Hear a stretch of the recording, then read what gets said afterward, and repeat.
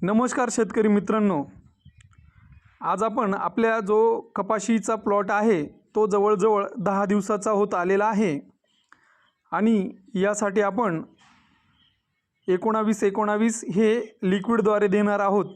तर याचीच तयारी कशा प्रकारे केली आहे तेच आपण सदर व्हिडिओच्या माध्यमातून करणार आहोत आणि खत नियोजन कसं करावं हे देखील आपण सदर व्हिडिओच्या माध्यमातून बघणार आहोत।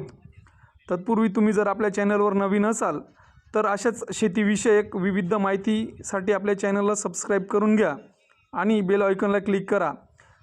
तर बघा, हे जवळजवळ 4 किलो 19-19 आपण वेंचुरीद्वारे आपल्या पिकास देणार आहोत, कपाशी या पिकास। आता सर्वप्रथम या ठिकाणी आपल्याला जवळजवळ 100 ते 200 लिटरचा ड्रम घ्यावायचा आहे आणि हा पाण्याने भरून यामध्ये एकरी 2 किलो ही अशी मात्रा आपण आज देणार आहोत।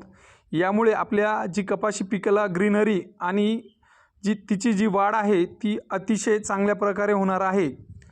यामुळे आता आपण बघा, हे पाणी घेतलं आणि पाण्यामध्ये जवळजवळ हे जे 19-19चं द्रावण आहे हे टाकून आता काडी लाकडाच्या सहाय्याने आपण हे मिसळणार आहोत।